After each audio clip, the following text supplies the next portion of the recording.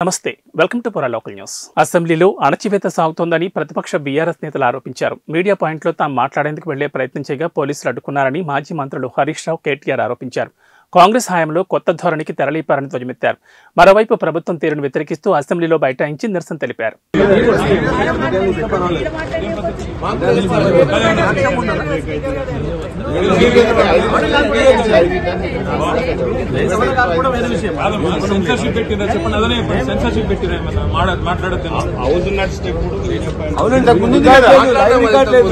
పోయిన 10 నువ్వే ఉన్నావు కదా, హౌస్ నడిచేటప్పుడు కూడా ఇక్కడ వచ్చి అందరు ప్రెస్ మీట్లు పెట్టుకున్నారు. ఇప్పుడు కొత్త రూల్ ఏంది? మళ్ళీ ఆర్డర్ కాపీ చూపి, రూల్ ఏమంటే ఆర్డర్ కాపీ చూపి మాకు అనౌన్స్మెంట్ అని ఉండాలి, బులెటిన్ అని ఇవ్వాలి మాకు.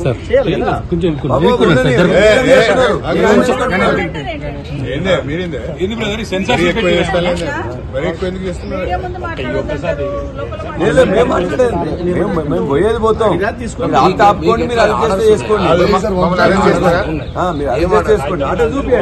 చూపియండి. సభ నడిచేటప్పుడు సభకు సమాంతరంగా మీడియా పైన పోయిన 10 లేదా కాదు, పోయిన 10 సభ నడిచేటప్పుడు మీడియా పాయింట్ లో కాంగ్రెస్ వాళ్ళు వచ్చి మాట్లాడిందా లేదా?